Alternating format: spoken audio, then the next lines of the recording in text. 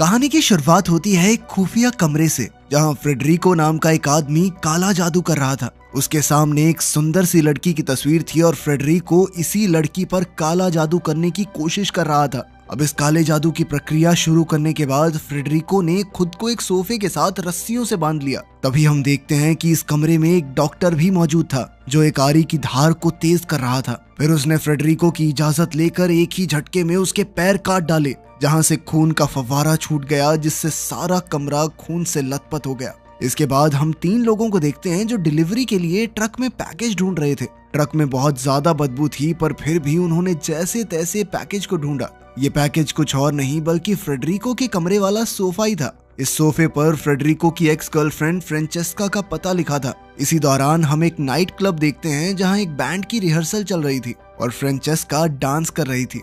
Rehearsal खत्म होने के बाद बॉब और रोजान नाम के 2 डिटेक्टिव्स फ्रेंचेस्का से बातचीत करने आए। उन्हें देखकर फ्रेंचेस्का की दोस्त मैक्सी, जो बैंड की मैनेजर भी थी, वहां आ गई। डिटेक्टिव्स ने फ्रेंचेस्का को बताया कि उन्हें कूड़ेदान में फ्रेडरिको के कटे हुए पैर मिले हैं। उन्होंने फ्रेंचेस्का से पूछा कि क्या वो इसके बारे में कुछ भी जानती है, मगर फ्रेंचेस्का ने कहा कि मैं इस बारे में कुछ नहीं जानती। मैंने तो उसके खिलाफ कोर्ट से रेस्ट्रेनिंग ऑर्डर तक ले रखा था, क्योंकि वो फ्रेंचेस्का के पीछे पागल हो गया था। पुलिस वाले उससे और पूछताछ करना चाहते थे, मगर फ्रेंचेस्का को घर जाना था क्योंकि आज उसका नया सोफा डिलीवर होने वाला था। उधर डिलीवरी मैन ने एक दुकानदार से फ्रेंचेस्का के घर का पता पूछा। असल में ये दुकानदार मैक्सी के दादाजी जैक थे और वो फ्रेंचेस्का के घर का पता जानते थे। अब वो डिलीवरी वाले के साथ सोफा देखने गए और जैसे ही उन्होंने सोफे को छुआ तो अचानक उन्हें अपने दिमाग में कुछ अजीब सा दिखाई दिया। उन्होंने देखा कि एक जवान लड़की अकेली जंगल में दौड़ रही थी।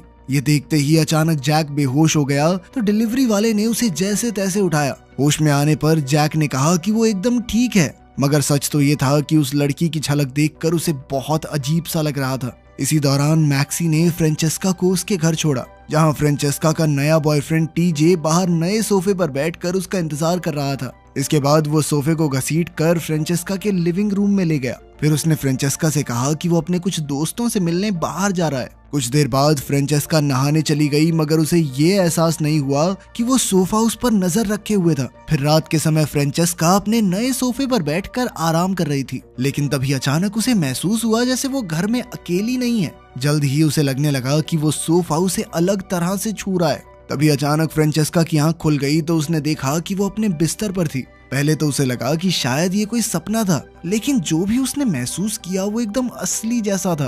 तभी हम देखते हैं कि उस सोफे के पीछे उसी लड़की की आत्मा खड़ी थी जिसकी झलक जैक ने देखी थी। उधर जैक अपने घर पर उसी लड़की के बारे में रिसर्च कर रहा था। कुछ किताबों और जादू टोने पर वीडियोस बनाने वाले एक यूट्यूबर से उसे पता चला कि हो सकता है कि उस सोफे में किसी काली आत्मा का साया हो। खैर अगली सुबह फ्रेंचेस्का की आंख खुली तो उसे लिविंग रूम से शोर सुनाई दिया। उसे लगा कि ये टीजे होगा, पर जब वो लिविंग रूम में गई तो सोफे के आसपास सजावट थी और नाश्ता एकदम तैयार। कुछ ही पलों में टीजे दूसरे कमरे से उठकर बाहर आया तो फ्रेंचेस्का को लगा कि टीजे ने उसके लिए ये सब किया है और उसने खुश होकर टीजे को गले लगा लिया। मगर टीजे को समझ नहीं आ रहा था कि आखिर ये किसने किया। खैर फ्रेंचेस्का खुश थी और उसके फ्री फंड के नंबर बन रहे थे तो उसने कुछ नहीं कहा। वहीं दूसरी ओर डिटेक्टिव बॉब कंप्यूटर पर फ्रेडरिको के केस के सबूतों की जांच कर रहा था। उन तस्वीरों से पता चला कि फ्रेडरिको फ्रेंचेस्का के पीछे पागल था और साथ ही वो तंत्र मंत्र और काले जादू में भी काफी दिलचस्पी रखता था। फिर उसने फ्रेंचेस्का को बुलाकर इसके बारे में पूछताछ की, पर उसने कहा कि मुझे इस बारे में कुछ नहीं पता। खैर फिर फ्रेंचेस्का ने बताया कि पता नहीं क्यों, लेकिन जिसके साथ भी मैं रिलेशनशिप में आती हूँ ना, वो थोड़े टाइम बाद मेरे पीछे पागल से हो जाते हैं। इधर फ्रेंचेस्का अपना बयान दे रही थी और उधर वो भूतिया सोफा अब टीजे को घूर रहा था। ये सोफा फ्रेंचेस्का के बॉयफ्रेंड से जलता था, इसलिए उसने सीधा जाकर टीजे को स्टोव पर धक्का दे दिया और उसकी टांग में लोहे का सरिया घुसा दिया। टीजे ने दर्द में करहाते हुए फ्रेंचेस्का को फोन किया और वो जल्द ही डिटेक्टिव बॉब के साथ घर पहुंची। उन्होंने देखा कि टीजे जख्मी हालत में बाथटब में पड़ा था। फ्रेंचेस्का ने उसे बाहर निकाला और बॉब ने लिविंग रूम में जाकर देखा कि वहां बीचों बीच बस एक सोफा रखा था। टीजे ने कहा कि इस सोफे में किसी बुरी आत्मा का साया है और इसने ही मेरे ऊपर हमला किया था। लेकिन फ्रेंचेस्का को उस पर यकीन नहीं हुआ और उसने टीजे को आराम करने को कहा। आखिरकार टीजे अपनी माँ के घर चला गया। उसकी माँ ईयरफोन्स लगाकर एक मेडिटेशन क्लास देख रही थी। कुछ ही देर में टीजे के कमरे की खिड़की पर एक लोहे का स्प्रिंग हमला करने लगा तो उसने तुरंत अपनी माँ को आवाज दी, पर उन्हें कुछ सुनाई नहीं दे रहा था। अब उसने खुद खिड़की खोलकर बाहर देखा तो उसके होश उड़ गए, क्योंकि फ्रेंचेस्का का सोफा नीचे खड़े होकर उसे घूर रहा था। ये देखकर टीजे ने डर के मारे खिड़की बंद करने की कोशिश की, मगर सोफे का स्प्रिंग बीच में आ गया। अब टीजे घबराकर जमीन पर गिर गया, पर एक स्प्रिंग उसके पैर में घुस गया। फिर सोफे के अंदर से अजीबोगरीब ऊर्जा निकली, जिसने कुछ ही पलों में टीजे की आत्मा को खींचकर खुद में समा लिया। इस तरह टीजे इस शैतानी सोफे का पहला शिकार बना। उधर जैक अपनी साथी जेनी के साथ मिलकर इस सोफे की बुरी आत्मा को रोकने की कोशिश कर रहा था। उसने आत्माओं की दुनिया में जाने की कोशिश की ताकि वो अपने बुरे सपनों का मतलब समझ सके। अब उन्होंने आत्मा से बात करने की प्रक्रिया शुरू की और आखिरकार जैक एक बार फिर उसी जंगल में पहुंच गया जहां वो लड़की किसी से बचकर भाग रही थी। अचानक उस लड़की का एक कपड़ा जमीन पर गिर गया, जिसमें एक जहरीला फूल मौजूद था। जैसे ही जैक ने उसे उठाया तो वो जंगल के दूसरे हिस्से में पहुंच गया। उसने देखा कि एक औरत खाने की टोकरी लेकर उस जवान लड़की के पास आई। न जाने क्या हुआ, लड़की ने टोकरी से चाकू निकाला और अचानक वो मर गई। ये सब देखकर वो औरत बुरी तरह डर गई। इसके अलावा एक लड़का जो वहीं छुपकर ये सब देख रहा था, वो भी डरकर भाग गया। तभी अचानक जैक की आंख खुली और वो असली दुनिया में लौट आया। उसने जेनी को बताया कि जंगल वाली लड़की ने किसी को जहर दिया था, जिसके बाद वो खुद भी मर गई और अब उसकी आत्मा उस सोफे में रहती है। ये बताने के बाद जैक ने फ्रेंचेस्का से मिलने का फैसला किया, क्योंकि वो जानता था कि जब तक वो सोफा उसके पास है तब तक उसकी जान खतरे में है। उधर रात होने पर फ्रेंचेस्का की आंख खुली तो वो सोफे पर थी और अचानक उसे जमीन पर अपनी अंडरवियर दिखाई दी। जैसे ही वो उसे उठाने के लिए बढ़ी तो उसे बाथरूम में किसी की परछाई दिखाई दी, लेकिन जब वो बाथरूम में गई तो वहाँ कोई नहीं था। अब उसने बाथरूम की खिड़की बंद कर दी और दरवाजे की तरफ बढ़ी, लेकिन फिर उसे दोबारा से किसी की परछाई दिखी। लेकिन तभी अचानक दोबारा से उसकी आंख खुल गई और उसे एहसास हुआ कि ये सब बस एक सपना था। फ्रेंचेस्का ने चैन की सांस ली, लेकिन जल्द ही उसे लिविंग रूम से शोर सुनाई दिया। अब वो एक टॉर्च लेकर फिर से देखने गई तो अचानक सोफा उसकी तरफ बढ़ा और वो जोर से चिल्ला उठी। अब फ्रेंचेस्का ने तुरंत मैक्सी को फोन करके बुलाया। मैक्सी जल्द ही उसे अपने घर ले गई, क्योंकि उसे लगा कि फ्रेंचेस्का को फ्रेडरिको की मौत का सदमा लगा है। फिर वो दोनों चैन से सो गए। अगली सुबह टीजे की माँ वैक्यूम क्लीनिंग कर रही थी तो वो टीजे के कमरे में गई जहाँ उसकी लाश पड़ी थी। अचानक वैक्यूम क्लीनर ने टीजे की लाश को भी खींच लिया। इधर फ्रेंचेस्का इस सबसे अनजान थी कि टीजे के साथ क्या हुआ। वो सुबह अपने घर लौटी जहाँ सोफा बिल्कुल अपनी जगह पर रखा था। जल्द ही उसे डिटेक्टिव बॉब का मैसेज मिला, जिसने उसे तुरंत पुलिस स्टेशन जाने को कहा। फ्रेंचेस्का दौड़कर अपने घर से बाहर निकली, पर तभी उसके सामने रैल्फ आ गया। वो भी उसका एक एक्स बॉयफ्रेंड था। फ्रेंचेस्का ने उससे कहा कि मैं अभी तुमसे बात नहीं करना चाहती, लेकिन रैल्फ तो उससे शादी करके उसके साथ परिवार बसाना चाहता था। पर फिर भी फ्रेंचेस्का उसे नजरअंदाज करके पुलिस स्टेशन की ओर निकल पड़ी। खैर, उसके जाते ही रैल्फ ताला तोड़कर उसके घर में घुस आया। उधर पुलिस स्टेशन में फ्रेंचेस्का को टीजे की डरावनी मौत की खबर मिली तो वो फूट फूट कर रोने लगी। खैर, पुलिस वालों को एक केस भी सुलझाना था, इसलिए बॉब ने मैक्सी को बुलाया ताकि उन दोनों से पूछताछ की जा सके। फिर बॉब और रोजान ने उन्हें टीजे की लाश की तस्वीर दिखाई। टीजे के चेहरे पर फ्रेंचेस्का के नाम के 2 अक्षर लिखे थे। आखिरकार बॉब ने हिसाब लगाया कि टीजे और फ्रेडरिको दोनों के कत्ल आपस में जुड़े हुए हैं। फिर उसने उन्हें फ्रेंचेस्का के एक्स बॉयफ्रेंड्स की लिस्ट देकर कहा कि इनमें से कोई शायद कातिल हो सकता है, क्योंकि फ्रेंचेस्का ने बताया था कि ये सभी उसके पीछे पागल हो गए थे। अब बॉब ने उसे लिस्ट में से वो नाम निकालने को कहा जिन पर उसे शक है, तो फ्रेंचेस्का ने रैल्फ का नाम निकाला, क्योंकि वो आज सुबह ही उससे मिलने आया था। इसके बाद दोनों डिटेक्टिव्स को सारे सबूतों को देखने के बाद वॉरेन ली नाम के एक आदमी पर शक हुआ। यह आदमी एक जानवरों का डॉक्टर था। अब वो जांच के लिए बाहर निकल पड़े और इधर रैल्फ फ्रेंचेस्का के घर में घुस आया। वो घर का सिक्योरिटी सिस्टम चेक कर रहा था, पर वो ये नहीं जानता था कि घर के कैमरे नहीं बल्कि सोफे ने उस पर नजर रखी हुई है। इसके बाद रैल्फ फ्रेंचेस्का के कमरे में जाकर उसकी अलमारी तलाशने लगा। अचानक उसे लिविंग रूम से शोर सुनाई दिया, पर उसने इस पर ध्यान नहीं दिया और फ्रेंचेस्का के 2 अंडरवियर्स निकालकर बेड पर रख दिए। सब इस लड़की के अंडरवियर के पीछे क्यों पड़े? इसके बाद वो खुद कंबल में घुसकर रंगीन सपने देखने लगा। वो इतना खो गया कि उसे पता ही नहीं चला कि सोफा कब उसके पास आ गया। सोफा बेड के पास गया और उसने रैल्फ के सर पर जोरदार वार किया, जिससे रैल्फ की मौके पर ही मौत हो गई। वहीं दूसरी ओर फ्रेंचेस्का मैक्सी के घर पर थी, पर अब मैक्सी को अपने दादा जैक को ढूंढने जाना था। उसके जाने से पहले फ्रेंचेस्का ने मैक्सी को अपने घर बुलाया, क्योंकि उसे अपने सोफे से डर लग रहा था। ये कहकर फ्रेंचेस्का ने मैक्सी की बाजू जोर से दबाई, जिससे मैक्सी को काफी अजीब लगा। मैक्सी ने फ्रेंचेस्का से पूछा कि क्या वो ठीक है, पर शायद फ्रेंचेस्का किसी ख्याल में खोई हुई थी और कुछ ही पलों में वापस नॉर्मल हो गई। इसके बाद मैक्सी अपने दादा जैक के घर चली गई। उधर पुलिस स्टेशन में डिटेक्टिव बॉब फ्रेडरिको की रिकॉर्ड की हुई वीडियोस देख रहा था। रोज़ान ने भी ये वीडियोस देखी तो उसे वही सोफा दिखाई दिया जो फ्रेंचेस्का के घर पर था। इससे उसका शक और बढ़ गया। वहीं दूसरी ओर मैक्सी जैक से मिली तो जैक ने उसे बताया कि फ्रेंचेस्का का सोफा किसी बुरी आत्मा के वश में है जो कि बहुत ज्यादा ताकतवर है। इससे मैक्सी का शक भी यकीन में बदल गया, क्योंकि उसे भी लगता था कि इन अजीबोगरीब घटनाओं और फ्रेंचेस्का का बदलाव बदलने के पीछे उस सोफे का कोई तो लेना देना है। अब उसने अकेले फ्रेंचेस्का के घर जाकर सोफा बाहर निकालने का फैसला किया, पर जैसे ही वो वहां पहुंची तो उसे बालकनी में रैल्फ की लाश दिखाई दी। अचानक उस लाश को किसी ने खींचा तो मैक्सी ने पास जाकर देखा कि वो वैशी सोफा ही रैल्फ को धक्का दे रहा था।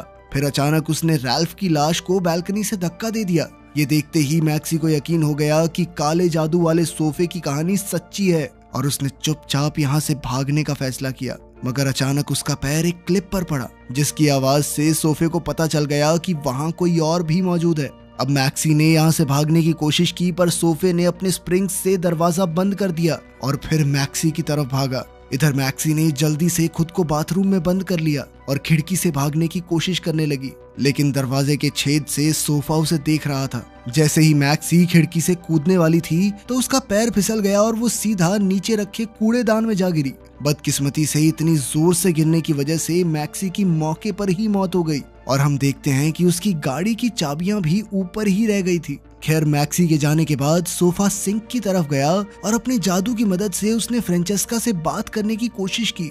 इधर फ्रेंचेस्का को मैक्सी के घर की सिंक में सोफे की आवाज सुनाई दी। वो वलेरिया नाम की एक लड़की को पुकार रहा था। अब फ्रेंचेस्का ध्यान से सुनने के लिए सिंक के पास गई, पर तभी अचानक दोनों डिटेक्टिव्स वहां आ गए, जिससे फ्रेंचेस्का डर गई। खैर, फिर उसने डिटेक्टिव्स को बताया कि मैक्सी 2 घंटे पहले गई थी। अब मैक्सी को ढूंढने के लिए उन तीनों ने मिलकर फ्रेंचेस्का के घर जाने का फैसला किया, लेकिन जब वो वहां पहुंचे तो वहां मैक्सी तो नहीं थी, पर उसके घर की चाबियां थी। फ्रेंचेस्का ने मैक्सी को फोन किया तो उसे बाहर से मैक्सी का फोन बजने की आवाज सुनाई दी।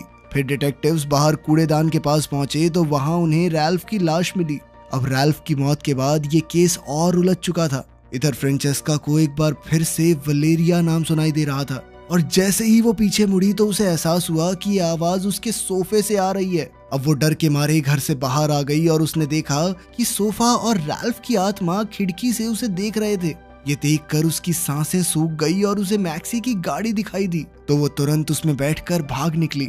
अगली सुबह हम देखते हैं कि वो समुद्र किनारे सड़क पर खड़ी थी। वो फूट फूट कर रो रही थी क्योंकि उसे लग रहा था कि मैक्सी भी टीजे की तरह मारी गई। पर तभी उसे मैक्सी के दादा जैक का फोन आया और उन्होंने कहा कि वो उसके साथ हो रही अजीबोगरीब घटनाओं का कारण जानते हैं। अब फ्रेंचेस्का उनसे मिलने पहुंची और उन्हें बताया कि मैक्सी मिल नहीं रही है, साथ ही उसे वलेरिया नाम की अजीबोगरीब आवाजें सुनाई देती हैं। ये सुनते ही जैक को अपनी रिसर्च याद आई और वो समझ गया कि ये उसी लड़की की बात हो रही है जिसे उसने जंगल में देखा था। उसका पूरा नाम वलेरिया कॉलेट था और वो अपने पति जेरार्ड के साथ लोगों को जहर देकर उन पर काला जादू करके उनकी आत्माओं को अपने वश में करती थी। मगर कुछ समय बाद सबके सामने उसका पर्दाफाश हो गया और जेरार्ड को सजाए मौत हुई। इसके बाद हमने सपने में देखा ही था कि वो कैसे मरी। इसके बाद वलेरिया मैरी नाम की एक औरत को जहर देकर मर गई थी। तब फ्रेंचेस्का ने कहा कि मैरी तो उसकी परदादी थी। खैर, फिर जैक ने बताया कि वलेरिया की मौत के बाद उसकी आत्मा मैरी के शरीर में घुस गई। उस दिन के बाद से फ्रेंचेस्का की परदादी मैरी के पीछे मर्द दीवाने हो जाते थे। ये वलेरिया का श्राप था जो आज तक उनके परिवार में था। यही कारण था कि फ्रेंचेस्का के बॉयफ्रेंड्स भी उसके पीछे पागल हो जाते थे। सच तो ये था कि जेरार्ड की आत्मा ने फ्रेडरिको को वश में किया था ताकि जेरार्ड और वलेरिया फिर से एक हो सकें।